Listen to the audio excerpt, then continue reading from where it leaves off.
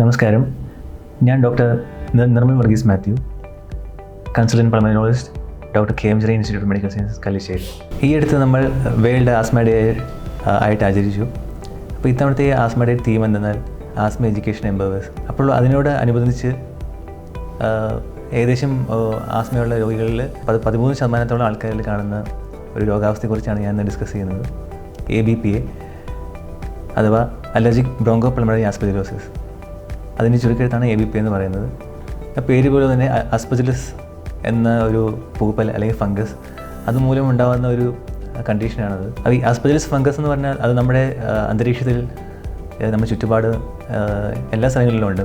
പ്രധാനമായി നനവുള്ള സ്ഥലങ്ങളിൽ, നനവുള്ള ഭിത്തികളിൽ, അഴുകിയ ഈ ഇലയും നമ്മുടെ ഭക്ഷണ പദാർത്ഥങ്ങൾ അഴുകുന്ന സ്ഥലങ്ങളിൽ അവിടേക്ക് ഈ ഫംഗസിൻ്റെ കൂടുതലായിട്ട് സാന്നിധ്യമുണ്ട്. അത് നമ്മുടെ വായുവിൽ കൂടെ ഈ ആസ്മ രോഗികളിൽ എത്തുമ്പോൾ അതിനെതിരെ നമ്മുടെ ഇമ്മ്യൂണിറ്റി വർക്ക് ചെയ്യുമ്പോൾ ഉണ്ടാകുന്ന ഒരു രോഗാവസ്ഥയാണ് ഈ ABP എന്ന് പറയുന്നത്. ഫംഗസ് മൂലം ഉണ്ടാകുന്ന ഈ ശ്വാസകോശ പ്രശ്നങ്ങളിൽ നമുക്ക് ബ്രോഡായിട്ട് 2 രീതിയിൽ ഡിവൈഡ് ചെയ്യാം.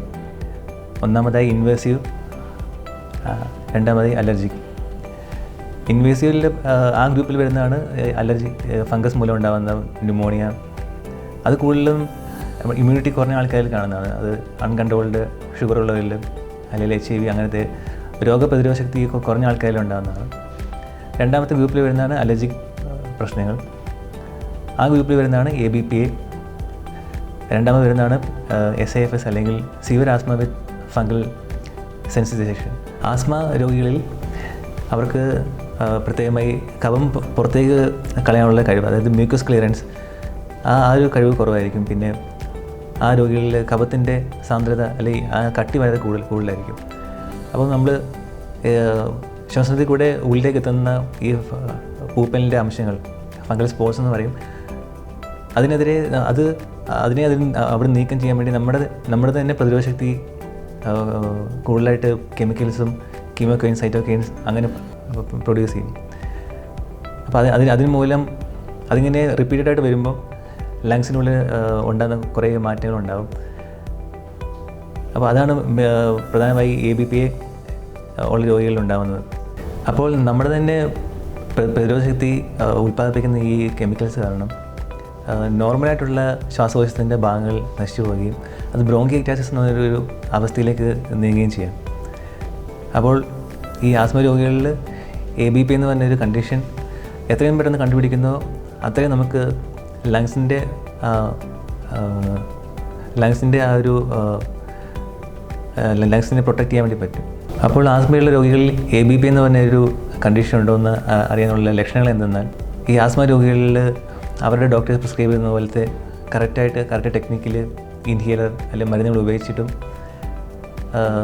എല്ലാ ദിവസവും ഈ ആസ്മ സിംറ്റംസ്, അതായത് ശ്വാസം മുട്ട്, കഫക്കെട്ട് അങ്ങനെ എപ്പോഴും ഉണ്ടാവുകയും അതുപോലെ കഫത്തിൻ്റെ കൂടെ മിക്സ് ചെയ്തിട്ട് ചാര നിറത്തിലോ അല്ലെങ്കിൽ ബ്രൗൺ നിറത്തിലോ കഫം വരിക, അതുപോലെ ഇടയ്ക്ക് വിട്ടുമാറാനുള്ള പനി, നെഞ്ചിലൊരു ഭാരം പോലെ, ക്ഷീണം അങ്ങനെയൊക്കെ ഉണ്ടാവുകയും, അതുപോലെ നേരത്തെ പറഞ്ഞ പോലെ ബ്രോങ്കിയക്ടാസിസ് എന്ന് പറഞ്ഞൊരു കണ്ടീഷൻ ഉണ്ടായിട്ടുണ്ടെങ്കിൽ ഈ അവസ്ഥ കാരണം ചിലപ്പോൾ കഫത്തിൽ രക്തത്തിൻ്റെ അംശവും കാണാൻ സാധ്യതയുണ്ട്. അപ്പോൾ ഇങ്ങനെ ആസ്മയുള്ള രോഗികളിൽ ഇങ്ങനത്തെ പ്രശ്നങ്ങൾ കാണുമ്പോൾ നമുക്ക് ഈ ABP എന്ന് പറഞ്ഞ ഒരു കണ്ടീഷൻ ഉണ്ടോ എന്ന് റൂൾ ഔട്ട് ചെയ്യുന്നത് നല്ലതായിരിക്കും. അപ്പോൾ ആസ്മയുള്ള രോഗികളിൽ മേൽപ്പറഞ്ഞ സിംറ്റംസ് ഉണ്ടാകുമ്പോൾ നമുക്ക് ഈ ABP എന്ന് പറയുന്ന കണ്ടീഷൻ അതിൻ്റെ കൂടെ ഉണ്ടോ എന്ന് സംശയിക്കണം. അതിന് വേണ്ടിയിട്ട് നമുക്ക് ആദ്യമേ അവരുടെ രക്തം പരിശോധിക്കണം. രക്തത്തിൽ ഇയോസോഫിലിസിൻ്റെ അളവ് ക്രമാതീതമായി കൂടും. അതുപോലെ ഇമ്മ്യൂണോഗ്ലോബുലിൻ IgE അതിൻ്റെ ലെവല് ക്രമാതീതമായി കൂടും. ഇങ്ങനെ നമ്മൾ കാണുമ്പോൾ ഈ ABP എന്ന് പറഞ്ഞ കണ്ടീഷന് വേണ്ടിയുള്ള കൺഫർമേറ്ററി ടെസ്റ്റുകൾ ചെയ്ത് നോക്കണം. അതിനുവേണ്ടി കാലാകാലമായി പരിഷ്കരിക്കുന്ന ഗൈഡ് ലൈൻസ് ഉണ്ട്, ഇഷാംസ് ക്രൈറ്റീരിയ എന്ന് പറഞ്ഞിട്ട്.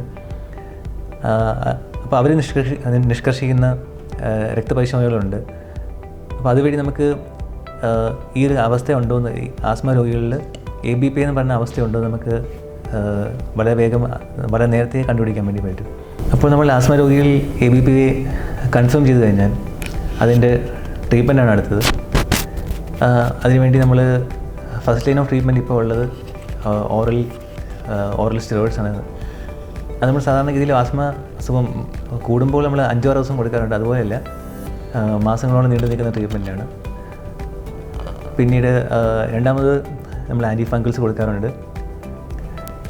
അപ്പോൾ നമ്മുടെ രോഗാവസ്ഥയും ബാക്കി അസുഖങ്ങളെ പരിഗണിച്ച് ഒരു സ്പെഷ്യലിസ്റ്റ് ഡോക്ടർക്ക് കൃത്യമായ ട്രീറ്റ്മെൻറ്റ് നിർവഹിക്കാൻ പറ്റും.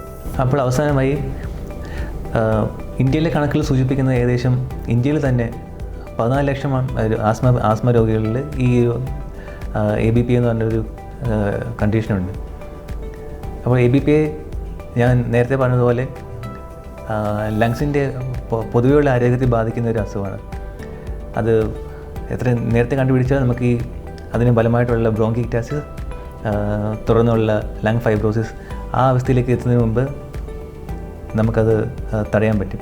അപ്പോൾ നമ്മൾ സാധാരണ ഈ ആസ്മ പേഷ്യൻസിനെ ഫോളോ അപ്പ് ചെയ്യുമ്പോൾ അവരുടെ സിംറ്റംസ് നമ്മൾ മാക്സിമം ട്രീറ്റ്മെൻറ്റ് കൊടുത്തിട്ടും നമ്മുടെ മാക്സിമം ഇനിഷ്യൽ ടെക്നിക്ക് കറക്റ്റ് ചെയ്തിട്ടും അവരിൽ പിന്നെയും അസുഖങ്ങൾ ഈ സിംറ്റംസ് ഉണ്ടാവുകയാണെങ്കിൽ അങ്ങനത്തെ രോഗികളിൽ ഈ ABP എന്ന് പറയുന്ന കണ്ടീഷൻ റൂൾ ഔട്ട് ചെയ്യുന്നത് ഉചിതമായിരിക്കും.